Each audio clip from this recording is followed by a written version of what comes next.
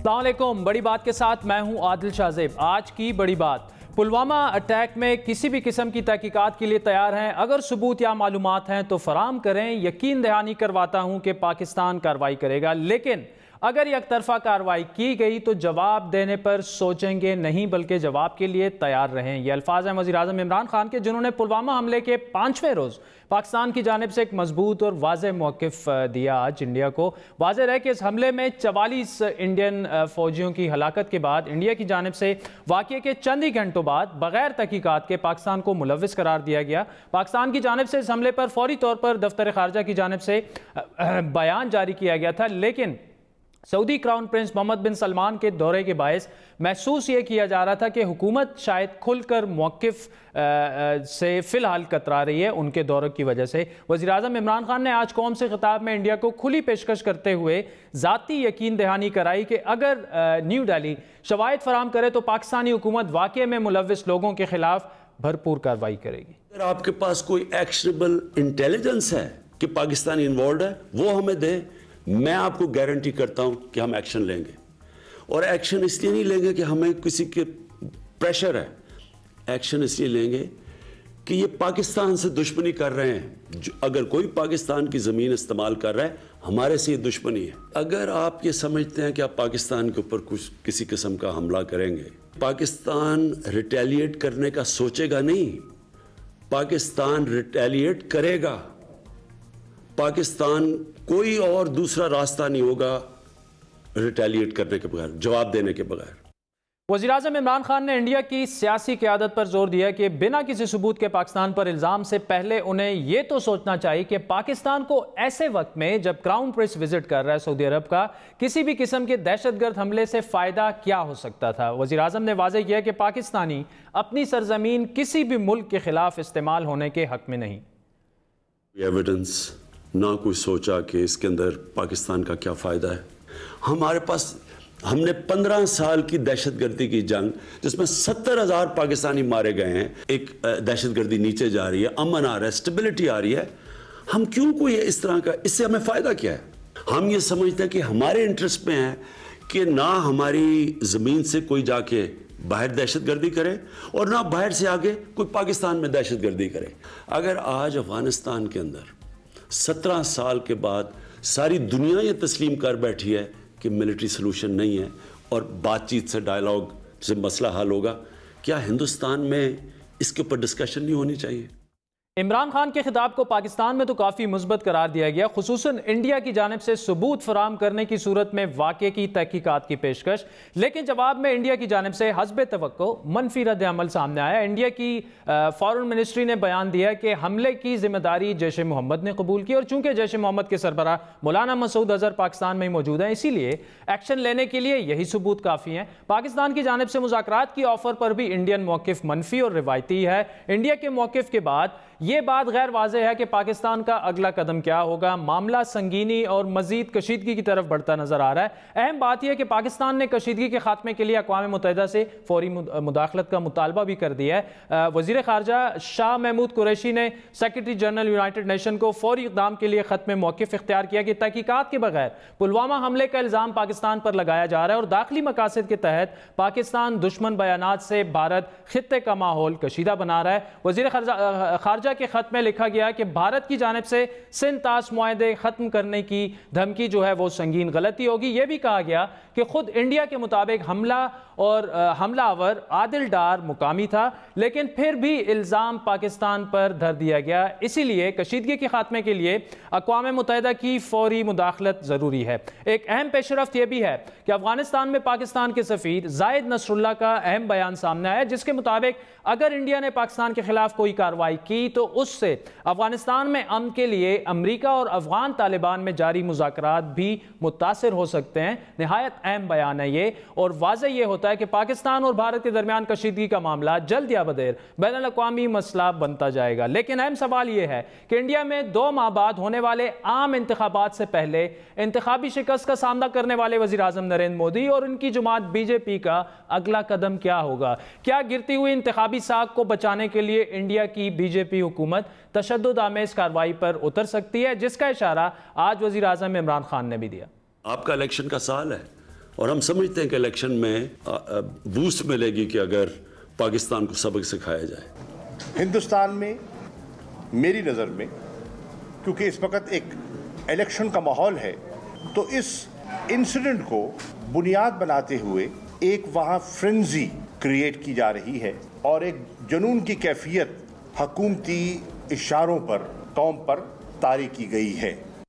ناظرین، پلوامہ حملے کو انتخابی مقاصد اور بی جے پی کی گرتی ہوئی ساکھ کی بحالی کے لیے استعمال کرنے کی بات اب صرف انڈین صحافی اور تجزیہ کار بھی نہیں کر رہے، بلکہ بات یہاں تک آ پہنچی ہے کہ بی جے پی کی اتحادی جماعت انتہا پسند شیو سینا بھی نریندر مودی کو ایسا نہ کرنے کا مشورہ دے رہی ہے۔ اہم بات یہ ہے کہ بی جے پی اور شیو سینا کے درمیان 2 دن پہلے ہی انتخابی الائنس ہوا، لیکن شیو سینا کے اخبار میں چھپنے والے اداریے یعنی ایڈیٹوریل میں یہ صاف الفاظ میں آج لکھا گیا ہے کہ بی جے پی عوام سے پلوامہ حملے کی آڑ میں بدلے کے نام پر ووٹ مانگ رہی ہے۔ شیو سینا کے مطابق کچھ عرصہ پہلے نریندر مودی پر الزام لگایا گیا تھا انڈیا میں ہی کہ وہ انتخابات میں کامیابی کے لیے پاکستان سے چھوٹے پیمانے پر جنگ شروع کر سکتے ہیں، اور اگر بی جے پی کا یہی رد عمل رہا تو یہ الزامات جو نریندر مودی پر کچھ عرصہ پہلے لگائے گئے وہ حقیقت لگنے لگیں گے۔ شیو سینا کے مطابق پلوامہ حملے کے بعد انڈیا میں کشمیری طلبہ پر حملوں سے مودی سرکار کی مشکلات کم ہونے کی بجائے مزید زیادہ ہوں گی۔ یہ کسی اور نے نہیں کہا، یہ شیو سینا جو کہ ایک اور انتہا پسند جماعت ہے بھارت کی، اور بی جے پی نے 2 دن پہلے الیکٹورل الائنس جو ابھی اپریل میں لوک سبھا کے انتخابات ہونے ہیں، دونوں جماعتیں جو ہیں وہ مل کر انتخاب لڑے گی، تو شیو سینا کی طرف سے یہ کہنا یقینی طور پر نہایت اہم سمجھا جا رہا ہے۔ واضح رہے کہ صرف 3 ماہ پہلے بی جے پی کو چھتیس گڑھ، راجستھان اور مدھیہ پردیش میں 3 بڑی اہم ریاستیں ہیں، ان میں ریاستی انتخابات میں شکست کا سامنا کرنا پڑا تھا۔ ان تینوں ریاستوں کو بی جے پی کا گڑھ سمجھا جاتا تھا، لیکن ان تینوں ریاستوں میں شکست بی جے پی کی 2014 کے بعد بدترین سیاسی شکست سمجھی گئی مودی سرکار پر۔ اس کے بعد دسمبر 2018 میں یہ انتخابات ہوئے جس کے جو نتائج سامنے آئے، پھر اس کے بعد کافی اہم سمجھا جا رہا ہے۔ 2014 میں نریندر مودی کی مقبولیت اپنے عروج پر تھی، لیکن گزشتہ 5 سالوں میں یہ بتدریج کم ہو رہی ہے۔ 2019 میں A B P C S P C mood of the nation 2019 survey کے مطابق 2014 کے مقابلے میں انڈین عوام کی اکثریت نریندر مودی کو دوبارہ وزیر اعظم نہیں دیکھنا چاہتی۔ ان تمام امور پر بات کریں گے، پاک انڈیا ریلیشنز پر بھی بات کریں گے، اور خطے کی جو سیاسی صورتحال بننے جا رہی ہے اس پر بھی بات کریں گے۔ سابق وزیر خارجہ ہنا ربانی کھر ہمارے ساتھ موجود ہیں۔ ہنا صاحبہ، تھینکس فار جوائننگ اس۔ آج وزیر اعظم عمران خان کی طرف سے بڑے کلیئر الفاظ میں انڈیا سے یہ کہا گیا کہ اگر تو آپ کے پاس ثبوت ہیں تو آپ سامنے لے کے آئیں، ہم تحقیقات کریں گے، لیکن انڈیا بار بار یہ کہہ رہا ہے کہ جی ثبوت تو آپ کے پاس موجود ہیں، جیش محمد نے سربراہی اس کی قبول کی ہے، رسپانسبلٹی قبول کی ہے، اور مسعود اظہر آپ کے پاس بیٹھے ہوئے ہیں۔ ایسے میں پاکستان کا ری ایکشن کیا ہونا چاہیے اور حکمت عملی کیا ہونی چاہیے؟ دیکھیں، آئی تھنک پہلے تو اس بات پہ یقیناً پوری پاکستانی قوم کو تعجب ہوا کہ وزیر اعظم صاحب نے 2-2.5 دن بلکہ 3 دن کیوں لگا دیے قوم کو اور پوری دنیا کو خطاب کرنے پہ، جو ایک سنگین قسم کی ایلیگیشنز آئی تھیں، اور اس کا وجہ ہمیں دی گئی کیونکہ ایک بہت اہم وزٹ چل رہا تھا۔ دیکھیں، اہم وزٹ تھا، یقیناً تھا، ہمارا بہت ہی امپورٹنٹ اسٹریٹجک پارٹنر ہے، لیکن اس سے بھی اہم پاکستان کی سالمیت ہے، اور پاکستان کے اوپر جب اس طرح کی کریڈیبلٹی ایشوز آ جائیں یا اس طرح کی ایلیگیشنز بنائی جائیں، کیونکہ انڈیا نے frankly speaking did not even take a minute, مطلب انویسٹیگیٹ کرنا یا کوئی شواہد سامنے آنا تو دور کی بات ہے، منٹس میں آ گیا تھا، بالکل جی، within minutes, within seconds, اور پوری throughout the Indian social and government fabric آیا۔ تو وہ ایک انڈیا کی پرانی غلطی سمجھ لیں یا امیچورٹی یا ان کا obsession with trying to blame and shame Pakistan, کہ وہ ان کا اندرونی مسائل ہوں کہ کشمیر میں ہیومن رائٹس ابیوز ہوں، پیلٹس گن یوز کرنا ہو، rape of women state policy ہو، جو کچھ بھی ہو اس کو اندرونی طور پہ نہیں دیکھنا، بلکہ کشمیر میں کچھ بھی ہو تو اس کا، یا پورے انڈیا میں فرینکلی اسپیکنگ کچھ بھی ہو، بلیم 2 سیکنڈ میں پاکستان کے اوپر کرنا کا ایک ان کا ریاستی رویہ رہا ہے۔ تو اس کو تو ہم obviously کنڈیم کرتے ہیں، اس طرح کے رویے کو۔ دوسرا میرے نظر میں حکومت کو تھوڑا سا ذرا زیادہ پرو ایکٹیو ہونا چاہیے تھا. پرائم منسٹر صاحب نے خود, وزیر خارجہ نے خود اس وائلنس کے استعمال کو کنڈیم بہت جلدی کر دینا چاہیے تھا, بیکاز ہم نے دیکھا ہے کہ جو لوگ وائلنس کو استعمال کرتے ہیں اور پولیٹیکل آبجیکٹیوز, انہوں نے کبھی بھی پاکستان کی خدمت نہیں کی, اور اس سے ایسوسیٹڈ کوئی بھی ہو, بے شک اس کا تعلق کسی کے ساتھ بھی ہو, وہ ہمارے انٹرسٹ میں نہیں ہوتا. مجھے اس بات کی خوشی ضرور ہوئی کہ وزیر اعظم نے جو دیر سے statement the, but statement solid بھی, اچھی بھی, ویل راؤنڈیڈ دی, جس طرح کہنا چاہیے تھا وہی کہا. اور I could have only hoped کہ گورنمنٹ آف پاکستان اپنی ذمہ داری ذرا زیادہ اور جلدی اور ٹائم پہ پوری کر لے, بیکاز پوری دنیا میں تو یہ 4 دن سے شور مچ رہا تھا. امریکہ اسٹیٹمنٹ دے رہا ہے, امریکہ کیا, آپ نے دیکھا جو انڈیا کے جو ان کے ایمبیسی نے اسٹیٹمنٹ دی, وہ بہت ہی, I would only call it irresponsible تھی, اور انہوں نے انڈین اسٹیٹ کا پرسپیکٹو پوری طرح اڈاپٹ کر کے وہی اسی قسم کی اسٹیٹمنٹ دے دی. اس وقت دیکھیں انڈیا میں یقیناً آپ خود ابھی پہلے بھی کہہ رہے تھے, مودی صاحب ایک ریزنیبل انڈیا کو نہیں ریپرزینٹ کرتے, وہ ایک ایکسٹریمسٹ فالنگ انڈیا کو ریپرزینٹ کرتے ہیں. انڈیا جو اپنا نام اور ریپوٹیشن دنیا میں کھو رہا ہے, کیونکہ اندرونی طور پہ جس طرح لنچنگ ہو رہی ہے, جس طرح کاؤز کے اوپر, گائے وغیرہ کے اوپر انسانوں کا خون بہا جا رہا ہے. ہینا جی بالکل آپ ہی کی بات کو کیری آن کرتا ہوں. جو کشمیری اسٹوڈنٹس کے ساتھ جب سے پلوامہ اٹیک ہوا ہے, جو ان کے ساتھ ہو رہا ہے, انہیں ہاسٹل سے نکال کے مارا جا رہا ہے اور کہا جا رہا ہے کہ آپ ہمارا انڈیا چھوڑ دیں. آج ایمنسٹی انٹرنیشنل نے آلدو اس کی بھرپور مذمت بھی کی ہے.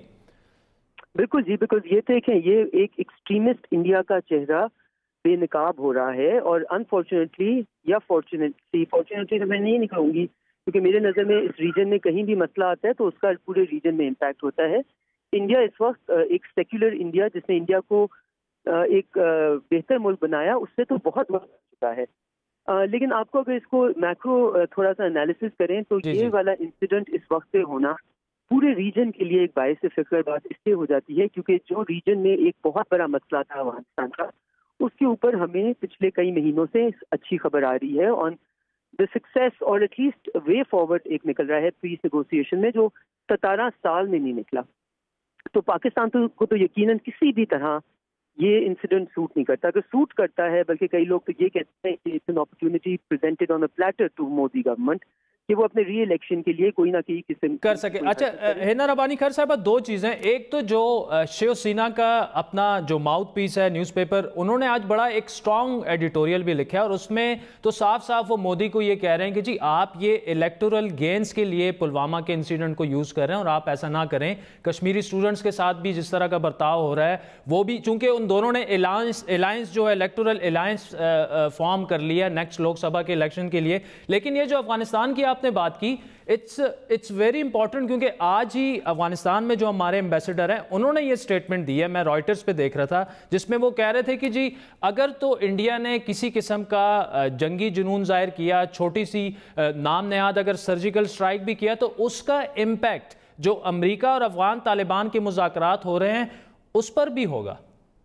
دیکھیں آبویسلی یقیناً ہوگا نا. آپ پاکستان کا اس میں ایک اہم کردار ہے, پاکستان بہت اچھا کردار اس میں ادا کر رہا ہے. جو پاکستان کی یہ اسٹیٹڈ پالیسی رہی ہے, اور پاکستان کی تمام حکومتیں یہی کہتی رہی ہیں کہ وہاں پہ افغانستان میں ملٹری سولوشن نہیں بلکہ نیگوسیٹڈ پیس سیٹلمنٹ کی ضرورت ہے, انٹرا افغان ڈائلاگ کے تھرو. اور وہ آپ نے انٹرا افغان ڈائلاگ جو ماسکو میں اس کی ایک دیکھ لی, جہاں کارزائی صاحب بھی انوالو تھے, تو یقیناً پورے خطے میں اس کا بہت برا اثر پڑے گا. لیکن اس سے بھی زیادہ امپورٹنٹ دیکھیں, آئی تھنک اگر اس ریجن میں کوئی ایک لیسن لرنڈ ہے وہ یہ ہے کہ کوئی بھی ملک اپنی سرزمین کسی بھی دوسرے ملک کے خلاف اگر استعمال کرنے کی اجازت دیتا ہے, سرزمین چھوڑے اپنے اسٹیٹ اپیریٹس کو, یاداف کا معاملہ اس وقت ہائی لائٹ ہو رہا ہے کیونکہ وہ ICJ میں بھی ہے, ان کی بھی ہمارے پاس اسٹیٹمنٹ ہے. یہ میڈلنگ ٹو کریٹ کیوس اگر اکراس دا بارڈر انڈیا کرے گا پاکستان میں, یا خدا نخواستہ پاکستان کرے گا انڈیا میں, یا افغانستان کرے گا کہیں اور, اس سے پورے خطے کو اور جو ملک کرنے کی کوشش کرے اس پہ بھی برا ہی اثر پڑتا ہے. ہم we are a region which is refusing to learn this lesson.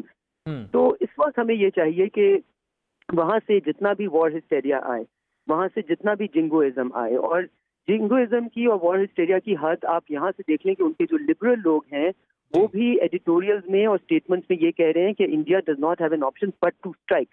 What is a strike? Strike is a call to war. ہینا جی میں آپ کو انٹرپٹ کر رہا ہوں. میں نے آج 3 سینئر انڈین جرنلسٹ سے بات کی جو یوزولی میرے پروگرام میں آ جاتے ہیں, لیکن آج میں ان کے نام نہیں لے رہا, لیکن آپ کو میں آن ایئر اس لیے بتا رہا ہوں کہ آپ کی بات اس سے سپورٹ ہو رہی ہے کہ وہ کہہ رہے ہیں عادل ہم آپ سے بات اس لیے نہیں کر سکتے کہ اس وقت ہر بندے کے سر پر خون سوار ہے انڈیا میں, تو ہم اگر آ کے اپیرنس دیں گے آپ کے پاس اور اگر ہم سین وائسز وی آر کنسیڈرڈ بات کریں گے تو ہمارے لیے وہاں پہ مسئلہ بن جائے گا. تو وہاں پہ تو کوئی بات تک نہیں کر سکتا ابھی اس وقت جو سچویشن بنی ہوئی ہے. کے پاس یہ آپشن نہیں ہوتی کہ وہ ان کے سر میں خون. اسٹیٹس کو رسپانسبلی ہی ایکٹ کرنا پڑتا ہے اور کرنا چاہیے. آئی تھنک اس وقت ضرورت ہے ڈائلاگ کی ایٹ ایوری لیول اور انٹینسو ڈائلاگ کی. اور پاکستان کو بھی اسی لیے آئی تھنک اگر جو بہترین پورے اسٹیٹمنٹ میں جو بہترین الفاظ تھے وہ یہ تھے کہ جو وائلنس کو استعمال کرتا ہے فار اینی پولیٹیکل ریزنز وہ صرف انڈیا کا دشمن نہیں بلکہ پاکستان کا دشمن بھی ہے. یہی بولا گیا نا جی. یہ ایک فیکٹ ہے. کوئی بھی وائلنس کا, ہم خود وائلنس کے سب سے بڑے وکٹم ہیں, ہم ٹیررزم کے سب سے بڑے وکٹم ہیں. پاکستان پیپلز پارٹی اپنے دور حکومت میں بھی یہ کہتی رہی کہ ٹیررزم آپ کہتے ہیں ہم ڈسکس نہیں کرتے, ہم تو سب سے پہلے آپ سے ٹیررزم ڈسکس کرنا چاہ رہے ہیں کیونکہ ہم اس کے سب سے بڑے وکٹم ہیں. یہ game playing has to end. منہ سے کسی کا بھی فائدہ نہیں ہوتا. اور میں بار بار یہ کہہ رہی ہوں کہ وہاں سے آپ جنگوازم آنے دیں, آپ سے وار ہسٹیریا آنے دیں, آپ نے ریزم کو نہیں چھوڑنا, آپ نے پیسفل سیٹلمنٹ کو نہیں چھوڑنا, اور آپ نے ری ایکٹیو نہیں ہونا, آپ نے پرو ایکٹیو ہونا ہے. اور ہر طرح سے اور ہر سطح پہ ہمیں یہ کوشش کرنی چاہیے کہ ہم ایک انٹینسو ڈائلاگ کے تھرو یہ چیز پوری طرح پوری دنیا کو یہ بتائیں کہ پاکستان چاہتا ہے کہ اگر کوئی عناصر ایسے ہیں جو پاکستان کے نام پہ کچھ غلط چیزیں پھیلا رہے ہیں, پاکستان ان کا ساتھ نہیں دے رہا اور نہ ہی دینا چاہتا ہے. پاکستان نے خون دے کے یہ چیزیں پروو کی ہیں. تو جو بھی doubts remaining I think we need to settle them. ٹھیک ہے ہینا جی, آخری سوال آپ سے. آپ نے ڈائلاگ کی بات کی اور سیٹلمنٹ کی بات کی, لیکن اس وقت جو دونوں ممالک کے درمیان ایک انوائرمنٹ کریٹ ہو چکا ہے جس میں زیادہ تر چیزیں تو وہیں سے ہو رہی ہیں, ہم تو صرف اس میں ری ایکشن دے رہے ہیں, وہ بھی کافی میجرڈ مجھے لگ رہا ہے. لیکن اس میں اب سعودی کراؤن پرنس یہاں پر تھے, ان کو بھی مجھے یہ بتایا گیا ہے کہ پاکستان نے جو پلوامہ اٹیک کے بعد 1-on-1 میٹنگ تھی آرمی چیف کے ساتھ یا پرائم منسٹر کے ساتھ, اپنا موقف ان کے سامنے رکھ دیا تھا. آج وہ انڈیا پہنچ چکے ہیں. کیا اس وقت میں آپ ان کو کچھ کردار ادا کرتا دیکھ رہی ہیں, یا چونکہ آپ نے جس طرح کہا کہ مودی کو پلیٹ میں رکھ کر کچھ مل گیا ہے عام انتخابات کے لیے, مودی ابھی بھی کترا رہے ہوں گے اگر کراؤن پرنس اس میں کوئی اپنا رول ادا کرنا بھی چاہیں دونوں ممالک کے درمیان اس مسئلے پر یا مذاکرات دوبارہ شروع کرانے کے لیے؟ جی دیکھیں, میرے خیال میں وہ ضرور ادا کرنا چاہیں گے ایک پازیٹیو رول. لیکن ہمیں ایک چیز جو ہم نے پاکستان میں بھی سیکھی ہے وہ یہ سیکھی ہے کہ دوسروں کے اوپر, دوسرے ملکوں کو ہم کوئی ہمارا جو نظریہ ہے یا ہمارا جو کہتے ہیں نا ٹاکنگ پوائنٹس ہے, وہ ہم نے بڑی مدت تک کوشش کیا کہ امریکہ ہمارا پورا ریجن کی پرابلم سالو کر دے گا, کشمیر کو بھی سالو کر دے گا, اور ہمیں ہمیشہ جواب میں یہی ملا کہ ہمارا burden of responsibility lies on our shoulders. ٹھیک ہے جی. تو ہمیں اس کو پوری طرح اڈاپٹ کرنا چاہیے اور پاکستان کو یہ ہوپ چھوڑ دینی چاہیے کہ دوسرا ملک یا سیکیورٹی کاؤنسل یا کوئی اور آ کے پاکستان کو مدد کو آئے گا. پاکستان کو اس وقت ایک بہت ہی ذمہ وار ملک بن کر اس خطے میں اور اس دنیا میں ایمرج کرنا ہے. انفارچونیٹلی جو نیریٹو ہمارے خلاف پھیلایا گیا ہے وہ اس کی اسٹرینتھ کافی زیادہ ہے. تو ہمیں اپنے بیہیویئر سے, اپنے رویے سے اور اپنی چوائسیز جو ہم لیتے ہیں اس سے یہ پروو کرنا پڑے گا. لیکن یہ تو کوئی بھی نہیں کہہ رہا کہ خدا نہ خاصا کل کو انڈیا کوئی اٹیک کرتے تو پاکستان ہاتھ پہ ہاتھ دھر کے بیٹھا رہے گا. اس لیے تو نہیں ہماری ملٹری کی اتنی اسٹرینتھ یا ہم نے اتنے ریسورسز انویسٹ کیے ہیں. ایک اسٹیٹ کو اپنی کریڈیبلٹی, اپنی ٹیریٹوریل انٹیگریٹی کو پروٹیکٹ کرنا اس پہ لازم بن جاتا ہے. اگر انڈیا خدا نہ خاصا کچھ کرتا ہے تو شاید پاکستان کے پاس کوئی اور آپشن کوئی دے ہی نہیں, کوئی رہتی ہی نہیں ہے. تو یہ لیکن آپ کو میں ایٹ دی اینڈ صرف یہ ضرور کہنا چاہوں گی کہ آئی تھنک ایک چیز جو مودی گورنمنٹ نے ہمیں دکھائی ہے کئی سالوں میں, کئی اپنے 5 سالوں میں, وہ یہ دکھائی ہے کہ وی کی not expect a reasonable India under Modi's leadership. India نے انٹرنلی اور ایکسٹرنلی ریزن کو یا اپنی ریپوٹیشن کو یا اپنے سیکولرزم کو آلموسٹ گیو اپ کر دیا ہے. So I would not put anything past a Modi government. Hina Rabbani खैर साहिबा साबिक वज़ीर ख़ारजा हमारे साथ मौजूद थी, बहुत बहुत शुक्रिया। बड़ा अहम कमेंट जाते जाते पार्टिंग कमेंट था हिना रब्बानी खैर का कि we should not and we do not expect a reasonable India under prime minister Modi. लेकिन जाते जाते नाज़रीन कुछ फैक्ट्स जो हिना रब्बानी खैर साहिबा चूँकि लाइन पर आ गई थी वो आपसे मैं शेयर नहीं कर सका। इंडियन प्राइम मिनिस्टर, जिस तरह हिना रब्बानी खैर ने भी कहा कि ऐसा लग रहा है कि पुलवामा अटैक जो हुआ तो उन्हें प्लेट में रख के अपनी जो आइंदा अप्रैल में इंडिया में इंतखाबात होने हैं वो जीत रख दी गई है। उसकी वजूहात क्या हैं? पहले तो आपको मैंने ये बताया कि 3 इंडियन स्टेट्स में जो बीजेपी के गढ़ समझे जाते थे 2018 दिसंबर में इंतखाबात हुए और बीजेपी को बुरी तरह शिकस्त हुई। कांग्रेस पार्टी जो कि कदरे लिबरल पार्टी समझी जाती है उसका राइज शुरू हो चुका है। उसमें जिस तरह से चीज़ें जा रही हैं तो मोदी सरकार को बड़ा मुश्किल लग रहा था आइंदा आम इंतखाबात में जीना, और उसकी वजूहात जो है, मैं सीनियर इंडियन जर्नलिस्ट हैं, उन्होंने कल कॉलम लिखा है राशिद किदवाई ने, और राशिद किदवाई के अल्फाज ये हैं कि राहुल गांधी के बाद प्रियंका गांधी का भी अमली सियासत में आना भारतीय जनता पार्टी और नरेंद्र मोदी के लिए एक बुरी खबर है। इसके अलावा एक सर्वे मैं आपके साथ दूसरा भी शेयर करना चाह रहा हूं कि एक तो जो 2019 वाले सर्वे की बात की, ABP CSP mood off the nation 2019 survey India में कंडक्ट हुआ, ये पुलवामा अटैक से पहले हुआ, और उस सर्वे के मुताबिक 2014 के मुकाबले में 2019 में इंडियन जो अवाम है उसकी अक्सरियत नरेंद्र मोदी को दोबारा वज़ीर आज़म नहीं देखना चाहती। इसके अलावा एक और टीवी सर्वे जो कि हिंदुस्तान टाइम्स ने कोट किया, वो 6 जनवरी को कोट किया गया, जिसके मुताबिक अप्रैल में होने वाले लोकसभा के इंतखाबात में भारतीय जनता पार्टी 2014 जितनी नशिस्तें जीतने में कामयाब नहीं होगी। ये सारे सर्वेज मैंने आपके साथ शेयर किए। उसके अलावा जो इंडिया का पॉलिटिकल इस वक्त जो सिचुएशन थी पुलवामा अटैक से पहले, वो अब आहिस्ता आहिस्ता चेंज होती नज़र आ रही है, क्योंकि नरेंद्र मोदी जो है वो अब बदले के नाम पर वोट मांग रहे हैं। जिस तरह शिवसेना ने, जो कि उनकी इत्तेहादी जुमात है, उन्होंने आज अपने एडिटोरियल में उनको खबरदार किया कि आप ये जो कर रहे हैं उससे साफ लगेगा कि हम जो 2 जमातें हैं वो बदले के नाम पर और पुलवामा अटैक को इस्तेमाल करके हम इंतखाबात में विक्ट्री हासिल करना चाहते हैं। और जाते जाते एमनेस्टी इंटरनेशनल ने अब से थोड़ी देर पहले प्रेस रिलीज एक जारी की है, जिसमें कश्मीरी जो स्टूडेंट्स हैं जो भारत की, इंडिया की मुख्तलिफ यूनिवर्सिटीज़ में पढ़ रहे हैं, उस बारे में कहा गया कि उन्हें इंतहा पसंद हिंदू जो हैं वो अपने हॉस्टल से निकाल के मारपीट कर रहे हैं और उनको धमकियां भी दी जा रही हैं। तो उन्होंने इंडियन गवर्नमेंट से मुतालबा किया है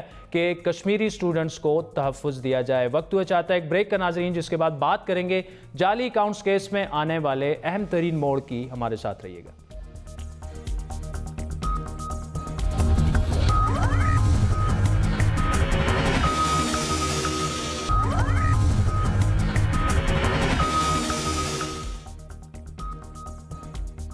वेलकम बैक नाज़रीन। पीपल्स पार्टी की आला क़यादत के खिलाफ जाली अकाउंट्स केस में आज इंतहाई अहम पेशरफ्त हुई। साबिक सदर आसिफ अली जरदारी, फरियाल तालपुर, पीपल्स पार्टी के चेयरमैन बिलावल भुट्टो जरदारी समेत 8 मुल्ज़िमान ने सुप्रीम कोर्ट के 7 जनवरी के फैसले के खिलाफ नजरसानी की अपीलें दायर की थी, जिनमें अदालती दायरा इख्तियार को बुनियाद बनाया गया। जबकि साबिक सदर आसिफ अली जरदारी ने असखुद नोटिस के लिए इस्तेमाल होने वाले आइन के आर्टिकल 184(3) में अपील का हक ना होने पर भी सवाल उठाए थे। ताहम आज सुप्रीम कोर्ट ने 4 घंटे तवील समाअत के बाद ये तमाम दरख्वास्तें मुस्तरद कर दी। चीफ जस्टिस आसिफ सईद खोसा की सरबराही में 3 रुकनी बेंच ने इस केस की आज समाअत की और मुअज़्ज़िज़ बेंच ये कहने तक मजबूर हो गया आज कि ये दरख्वास्तें 99.99% मफरूज़ों और उन बातों की बुनियाद पर मुश्तमिल हैं जो हमने की नहीं। दौरान समाअत आसिफ जरदारी के वकील लतीफ़ खोसा ने अदालत को बताया कि फैसले में कहा गया है कि सिंध हुकूमत JIT से ताउन नहीं कर रही। चीफ जस्टिस ने रिमार्क्स दिए कि हमें तो तफ्तीशी अफसरान को सिक्योरिटी देना पड़ी, वरना तो उनकी जिंदगियां तक खतरे में थी। इस मौके पर जस्टिस एजाजुल हसन ने कहा कि जिस खातून के नाम पर जाली अकाउंट खुला उसको सारी रात थाने में रखा गया। ताहम हमने ये कहा भी था कि गवाहान को हरासा ना किया जाए, जिस पर रेंजर्स की हमें में उन्हें सिक्योरिटी भी देनी पड़ी। चीफ जस्टिस ने रिमार्क्स दिए कि नैब कानून के तहत मुकदमे की कार्रवाई दूसरे शहर मुंतकिल करने की दरख्वास्त दे सकते हैं। इसके अलावा जस्टिस एजाजुल हसन ने रिमार्क्स दिए कि अगर आप अदालत के मौक़िफ़ से मुत्तफिक नहीं तो ये नज़रसानी की वजह नहीं बन सकती। लतीफ़ खोसा का कहना था कि अगला एतराज़ उनका ये है कि JIT किस कानून के तहत बननी चाहिए। चीफ जस्टिस ने रिमार्क्स दिए कि बुनियादी तौर पर तो फालूदे वाले को दरख्वास्त दायर करनी चाहिए थी कि आप मेरे पैसे, यानी फालूदे वाला ये कहता है कि मेरे पैसे के बारे में क्यों इतनी तफ्तीश कर रहे हैं। जस्टिस एजाजुल हसन का कहना था कि इंक्वायरी की बुनियाद पर मुकदमा नैब को भिजवाया गया। आसिफ जरदारी कहते हैं मेरे पैसे ही ये नहीं हैं, तो उनका इससे फिर ताल्लुक क्या है। इस मौके पर लतीफ़ खोसा का कहना था कि मैं इसलिए लार्जर बेंच की इस्तदा कर रहा हूं क्योंकि इस मुकदमे के बहुत सारे पहलू तशरीह तलब हैं, जिस पर जस्टिस एजाजुल हसन ने रिमार्क्स दिए कि फारूक एच नायक बहुत से पहलुओं पर ऑलरेडी बहस कर चुके हैं। चीफ जस्टिस ने रिमार्क्स दिए कि जाली अकाउंट से अरबों रुपए की बरामदगी को नजरअंदाज नहीं किया जा सकता। मैंने एक दोस्त से पूछा कि 1 अरब होता कितना है। मेरे दोस्त ने कहा कि 1 अरब डॉलर अगर अकाउंट में हो तो आप 337 साल तक रोजाना 14 लाख रुपए खर्च कर सकते हैं। उन्होंने मजीद रिमार्क्स दिए कि आप कहते हैं कि सारा मुल्क खामोश हो जाए, आप कहते हैं कि मेरे अकाउंट है ही नहीं, तो फिर मसला क्या है। जस्टिस एजाजुल हसन का कहना था कि आप पर इल्ज़ाम लगा, तफ्तीश होगी, आप बरी हो गए तो खुशी खुशी जाएं, पूरा मुल्क मुतमईन हो जाएगा। इस मौके पर लतीफ़ खोसा ने कहा कि अगर आप तमाम केसेस में सुस्त रवी का नोटिस लें तो मुझे कोई एतराज़ नहीं। चीफ जस्टिस ने रिमार्क्स दिए कि इस सवाल पर तफसीली बहस हो चुकी है, अभी आपके खिलाफ रेफरेंस फाइल ही नहीं हुआ, शायद कुछ ना मिले तो रेफरेंस ही फाइल नहीं होगा। जिस पर लतीफ़ खोसा का कहना था कि आसिफ जरदारी की हमशीरा को रोजाना इस्लामाबाद तलब किया जाता है। जस्टिस एजाजुल हसन ने रिमार्क्स दिए कि आपके मुवक्किल को रिकॉर्ड मुहैया करने के लिए सैकड़ों खत लिखे गए, आपके मुवक्किल ने रिकॉर्ड मुहैया ही नहीं किया। जिस पर लतीफ़ खोसा ने कहा कि नहीं सर, ये झूठ है, जानबूझकर मामले को बढ़ाया गया। जहांगीर तरीन ने माना कि नौकरों के नाम पर अकाउंट खोल रखे हैं। जस्टिस एजाजुल हसन ने रिमार्क्स दिए कि इसका मतलब ये है कि गलती को चलने दिया जाए, अगर किसी से गलती हो जाए तो उसे चलने दिया जाए। इस मौके पर लतीफ़ खोसा का कहना था कि नैब ने बैंकिंग कोर्ट कराची को मुकदमे को इस्लामाबाद मुंतकिल करने की दरख्वास्त दी है। चीफ जस्टिस ने रिमार्क्स दिए कि नैब कानून के तहत मुकदमा एक जगह से दूसरी जगह मुंतकिल हो सकता है। उसी पर लतीफ़ खोसा ने कहा कि लेकिन आपके ऑर्डर से मेरे लिए तमाम दरवाजे बंद हो गए हैं। चीफ जस्टिस ने रिमार्क्स दिए कि अभी आपके मुवक्किल मुल्जिम बने ही नहीं, आप पता नहीं क्यों ये दलाल दे रहे हैं, अभी तो रेफरेंस फाइल ही नहीं हुआ। इस पर लतीफ़ खोसा का कहना था कि बैंकिंग अदालत कराची में मुकदमा चल रहा है, नैब कैसे इसकी तफ्तीश कर चुकी है जबकि बैंकिंग अदालत में मुकदमा ऑलरेडी चल रहा है। जिस पर जस्टिस एजाजुल हसन का कहना था कि ये वाइट कॉलर क्राइम का मुकदमा है, कोई फौजदारी मुकदमा नहीं। इस वक्त हमारे साथ मौजूद हैं पीपल्स पार्टी के सीनियर रहनुमा कमर जमान कायरा साहब, उनके सामने सवालात रखेंगे कि पीपल्स पार्टी का इसके बाद जो है आज जो ये फैसला आया उस पर रिएक्शन क्या होगा। ऑलरेडी पीपल्स पार्टी ये कह चुकी है कि कल बिलावल भुट्टो जरदारी लंदन में प्रेस कॉन्फ्रेंस कर रहे हैं, जबकि आसिफ अली जरदारी इस पर अपना मौक़िफ़ देने के लिए इस्लामाबाद में कल प्रेस कॉन्फ्रेंस करेंगे। कायरा साहब, थैंक्स फॉर जॉइनिंग अस।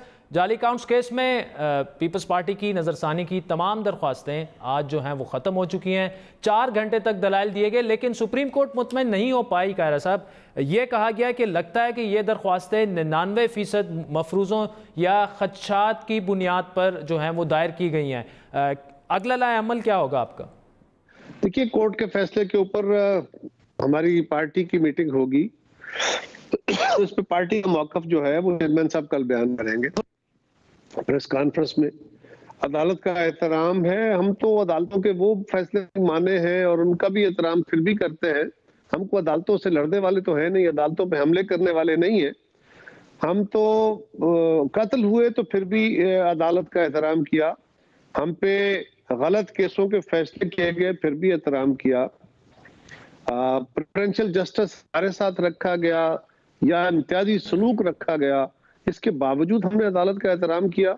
अब भी हमारा मौक़िफ़ यही था और है, लेकिन इसके ऊपर अदालत के फैसले के बाद हमारे जो ग्रीवांसेस थे अगर वो एड्रेस नहीं हुए तो फिर नेचुरली तकलीफ तो होती है और उस पर कुछ लोगों ने अपनी आरा का इजहार भी किया होगा, लेकिन इसके ऊपर पार्टी की राय जो है नेचुरली वो कल चेयरमैन वो सामने आ जाएगी। कल कारे साहब, मैंने खुद 2-3 नजरसानी की दरख्वास्तें जब दायर हुई थी वो काफ़ी डिटेल से पढ़ी थी, खुसूसन बिलावल भुट्टो की अगर नजरसानी की दरख्वास्त पर नज़र डाला जाए تو اس میں انہوں نے جو کہا تھا کہ جی تحریری آرڈر میں ان کا نام JIT سے نکالنے کا نہیں کہا گیا لیکن زبانی آرڈر کیا گیا، لیکن ان کا جو آرگیومنٹ تھا کہ جی مجھے بلایا تک نہیں اور میرا نام JIT میں شامل ہو جائے، تو یہ کافی اسٹرانگ آرگیومنٹ لگ رہا ہے. لیکن آپ کے وکلاء جو ہیں وہ ٹھیک طریقے سے لڑ نہیں سکے کیونکہ عدالت نے یہ کہا کہ مفروضوں کی بنیاد پر ساری باتیں کر رہے ہیں وکلاء.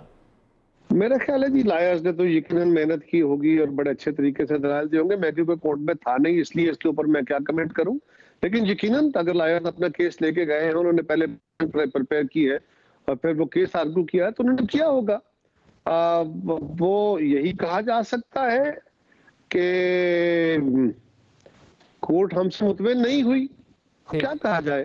جیسے آپ نے خود کہا کہ بلال صاحب کے اس آرگومنٹ میں بڑا وزن ہے کہ اوپن کورٹ میں کہا گیا، سارے میڈیا میں اور عدالت کے اندر کوئی 200 لوگ موجود تھے جس نے یہ جج صاحب نے فرمایا تھا، اور اس کے بعد یہ میڈیا میں بھی چلا، پروگرس پہ چلے، لیکن تحریری حکم میں بلاول صاحب کا اس طرح کا ذکر نہیں ہے.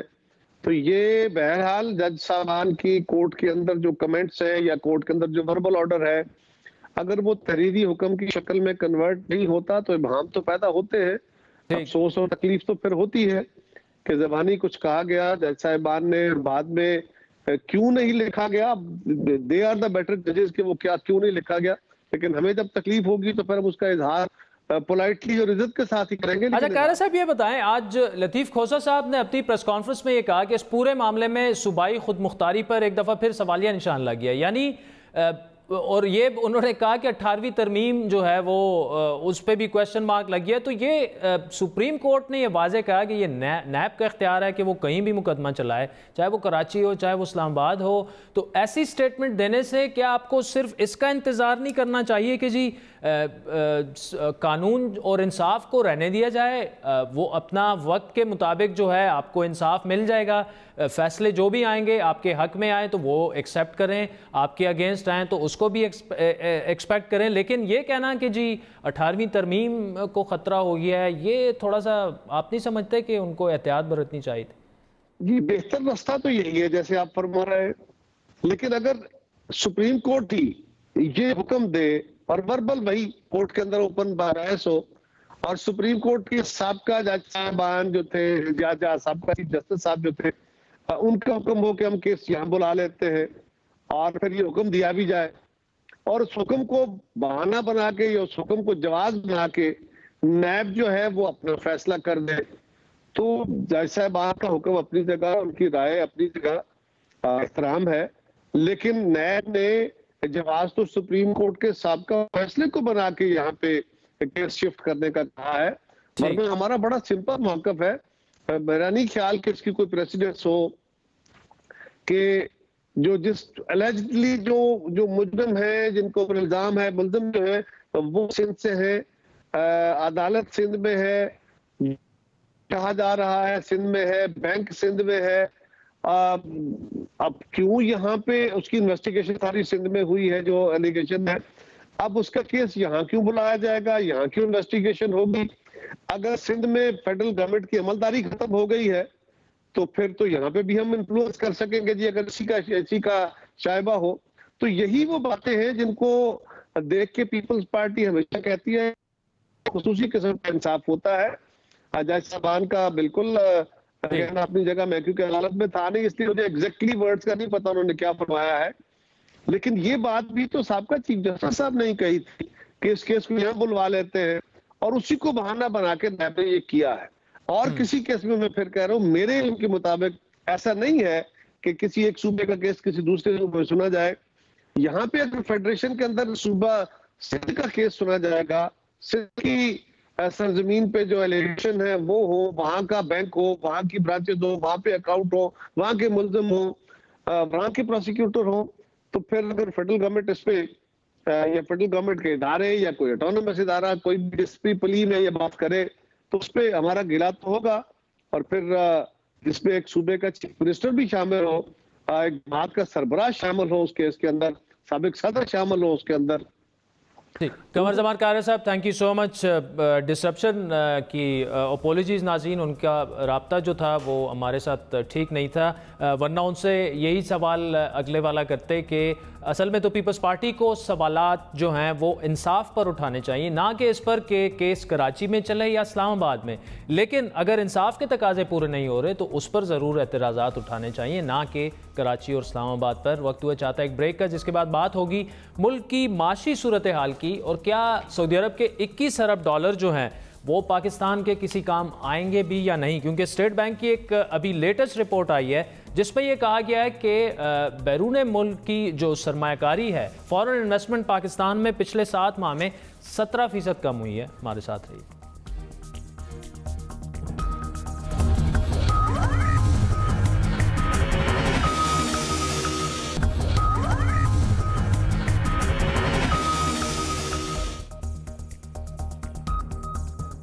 ویلکم بیک ناظرین. بات کریں گے ملکی معیشت کی. 21 ارب ڈالر کل ہمیں یہ بتایا گیا کہ سعودی گورنمنٹ جو ہے وہ پاکستان میں انویسٹ کرنے جا رہی ہے, جس میں گوادر کی آئل ریفائنری سے لے کر تقریباً 7 MOUs جو ہیں وہ ہم نے سعودیز کے ساتھ سائن کیے ہیں. لیکن آج ہی اسٹیٹ بینک کی ایک رپورٹ آئی ہے جس کے مطابق ایئر آن ایئر جو تقریباً پچھلے 7 مہینوں میں پاکستان میں فارن انویسٹمنٹ جو ہے وہ آل ٹوگیدر 17% کم ہوئی ہے. تو اپنے ایکسپرٹس کے سامنے یہ بات رکھیں گے کہ کیا سعودی جو یہ انویسٹمنٹ ہے وہ کس شکل میں پاکستان آئے گی, اس کا میکینزم کیا ہوگا, اور یہ جو فگر اسٹیٹ بینک کی طرف سے سامنے آ رہے ہیں, یہ اگر تو یہ انویسٹمنٹ آدھی بھی آ جاتی ہے, اگر 10 ارب ڈالر بھی پاکستان میں آ جاتی ہے اگلے 1 سال میں, جس کے امکانات تو تھوڑے سے کم ہیں, لیکن پھر بھی لیٹس اسیوم کہ اگر 10 ارب ڈالر کی انویسٹمنٹ آ جاتی ہے تو کیا یہ فگر امپروو ہوں گے یا نہیں, اور اس کا بیلنس آف پیمنٹ پر جو پاکستان کا ایک بڑا مسئلہ رہا ہے, کرنٹ اکاؤنٹ ڈیفیسٹ کا ایک بڑا مسئلہ رہا ہے, اس میں کوئی مدد جو ہے وہ سچویشن بہتر ہوتی نظر آ رہی ہے یا نہیں. ڈاکٹر عابد سلیری صاحب ممتاز اکانومسٹ ہیں, اس کے علاوہ اکنامک ایڈوائزری کونسل کے ممبر بھی ہیں. ڈاکٹر صاحب 21 ارب ڈالر جو ہیں یہ ایک دم تو نہیں آئیں گے, 5 سے 10 سالوں میں آئیں گے, اور اس سے جو پاکستان کی فارن انویسٹمنٹ کا جو فگر ہے اسٹیٹ بینک وہ کہہ رہا ہے کہ 17% وہ کم ہوا ہے, جس کے مختلف عوامل ہو سکتے ہیں. لیکن کیا اس میں بہتری آنے کی کوئی امید ہے؟ دیکھیے پہلی چیز تو یہ ہے کہ MOUs جو ہیں جنرلی وہ سربراہان مملکت کے درمیان فوٹو شوٹ اپرچونٹی ہوتے ہیں, لیکن یہ والے جو MOUs ہیں یہ ڈیفرنٹ ہیں, اور وجہ یہ اس کی ڈیفرنٹ ہونے کی یہ ہے کہ یہ پہلا موقع ہے کہ پاکستان اور سعودی عربیہ جو ہیں وہ انسٹیٹیوشنلی ایک دوسرے کے ساتھ انگیج ہو رہے ہیں. ہمارے تعلقات ٹرانزیکشنل رہے ہیں, ہمارے تعلقات جو تھے وہ حکمران فیملیز کے درمیان رہے ہیں, لیکن اسٹیٹ ٹو اسٹیٹ جو ریلیشن تھے وہ کبھی نہیں تھے. اب پہلی دفعہ اس ڈیلیگیشن میں 7 کے قریب جو منسٹرز تھے سعودی عربیہ کے وہ تھے, انہوں نے اپنے کاؤنٹر پارٹس کے ساتھ بات چیت بھی کی, وہاں پہ فالو اپ کی باتیں بھی ہوئیں. بلکہ جب پیٹرو کیمیکل کمپلیکس کی بات کرتے ہیں تو سعودی وزیر توانائی تو اس دورے سے چند ہفتے پہلے جو 2 گھنٹے کے لیے گوادر آئے تھے تو وہ آ کے سائٹ وغیرہ دیکھ گئے تھے. تو اس پہ مجھے لگتا ہے کہ ایک سیریس قسم کا فالو اپ بھی ہوگا, اور یہ جو ایک سپریم جو ایک کوارڈینیشن کونسل جو ہے وہ بنائی گئی ہے وہ ڈیفینیٹلی اس کی اسٹاک ٹیکنگ بھی کرے گی. لیکن اس کے باوجود یہ نہیں ہے کہ راتوں رات یہ 21 بلین یا 22 بلین پاکستان میں آ جائیں گے. اس میں کچھ لو ہینگنگ فروٹ ہیں, کچھ لانگ ٹرم ہے. لو ہینگنگ میں فار ایگزامپل جو رینیویبل انرجی, اور یہ بڑی ناظرین کے لیے عجیب بات ہوگی کہ سعودی عرب جو کہ ساری عمر جس سے پیٹرول آپ خریدتے رہے اب وہ رینیویبل پہ جا رہا ہے. ان کا جو ویژن 2030 ہے اس میں وہ ڈائیورسیفائی کرنا چاہ رہے ہیں اپنی معیشت کو پیٹرولیم سے اور پیٹرولیم پروڈکٹ سے. تو جو لو ہینگنگ فروٹ پاکستان میں ہے وہ $4 بلین کی سرمایہ کاری ہے سولر انرجی میں, جو کہ ان کا ایک کمپنی آکوا پاور جو ہے وہ کر رہی ہوگی. یہ شاید 1.5 سے 2 سال میں ہو جائے گا یہ مررز کی مدد سے. آئل ریفائنری پہ کتنا ٹائم؟ آئل ریفائنری کا کم از کم 2 سال تو لگتے ہیں, 1.5 سے 2 سال اس کی فیزیبلٹی بننے میں. یہ تھوڑی جلدی ہو جائے گی چونکہ اس کی فیزیبلٹی کا پروسیس جو ہے اس کے TORs وغیرہ وہ پہلے سے شروع ہو چکے ہیں اس دورہ کے شروع ہونے سے پہلے. لیکن تب بھی یہ بڑے آرام سے 12-14 مہینے لگ جائیں گے فیزیبلٹی میں, اور فیزیبلٹی کے بعد پھر پروسیس سٹارٹ ہوتا ہے اس کی انسٹالیشن کا اور سارا. تو یہ کم از کم 5 سال کا پروسیس ہے. تو آئل ریفائنری جو ہے وہ ایک لانگ ٹرم پلان ہے, لیکن جو آپ کے رینیویبل انرجی کے کچھ منصوبے ہیں, جو پرائیویٹائزیشن کرنی ہے LNG پاور پلانٹس کی، یہ 2 شارٹ ٹرم ہے، آپ کو جلدی بھی اس کا رزلٹ مل جائے گا 1.5 سال میں۔ اس کے علاوہ جو ایک میڈیم ٹرم ہے، اور وہاں پہ ہمیں خود سے من حیث القوم تیار ہونا ہوگا کہ اب سعودی اکانومی شفٹ ہو رہی ہے ٹورزم پہ، وہ ہو رہی ہے ہاسپٹیلٹی انڈسٹری پہ، ایجوکیشن پہ، ہیلتھ پہ۔ تو چیلنج اب ہمارے لیے یہ ہے کہ بلو کالرڈ جو ہم ایمیگرینٹ بھیجتے تھے ان کو وائٹ کالرڈ ایمیگرینٹ میں کیسے ہم کنورٹ کر سکتے ہیں۔ اچھا ڈاکٹر صاحب، MBS محمد بن سلمان جو ہیں وہ انڈیا پہنچ گئے ہیں، اور آج زیادہ سوشل میڈیا پہ یہ کہا جاتا رہا جی ان سے وہ $44 بلین کے معاہدے سائن کر رہے ہیں، ہمارے ساتھ انہوں نے 21 ارب کے کیے۔ لیکن ایک چیز تو ہمیں سمجھنی ہوگی کہ India is a big market, ان کی آبادی ہماری آبادی اس میں کافی فرق ہے، مختلف انٹرسٹ، بزنس انٹرسٹ ہیں ان کے۔ لیکن 2010 میں سعودیز نے $70 بلین کے MOU سائن کیے انڈیا کے ساتھ، جس طرح ہمارے ساتھ $21 ارب کے کیے ہیں، لیکن انہوں نے 70 بلین کی بجائے صرف آخر میں آ کے $1 بلین ہی وہاں پہ انویسٹ کیے۔ تو کہیں ایسا تو نہیں ہوگا کہ پاکستان سے بھی اب سب کچھ ٹھیک ہو گیا ہے، ہم ڈرم پیٹ رہے ہیں، $21 بلین کی انویسٹمنٹ آئے گی پاکستان میں، MOU سائن ہو گئے، آخر میں گئے تو بلین 1.5 بلین۔ جیسے کہ میں نے کہا کہ یہ فالو اپ پہ ڈیپینڈ کرتا ہے کہ فالو اپ آپ اس کو کتنا کر سکتے ہیں، اور اسٹیٹ ٹو اسٹیٹ انگیجمنٹ کتنی پرویکٹیو ہوتی ہے۔ انڈیا کے ساتھ فار ایگزامپل ایک جس پہ بات کریں گے MBS، وہ ہے انڈیا میں مہاراشٹر میں ایک ریفائنری لگ رہی ہے جی۔ اب وہ 3.5 سال سے ریفائنری لگانے کی کوشش کر رہے ہیں، انڈین گورنمنٹ ابھی تک زمین ایکوائر نہیں کر پا رہی، وہاں پہ زمین پہ لیٹیگیشن ہے جہاں پہ ریفائنری لگنی تھی۔ تو ifs اینڈ بٹس ڈیفینیٹلی اس میں ہوتے ہیں۔ MOUs جو ہیں، جیسا کہ میں نے پہلے کہا کہ MOUs کا جتنا فالو اپ کر سکیں گے، جتنا سیریسلی فالو اپ ہو سکے گا، اتنا اس پہ کام ہو جاتا ہے۔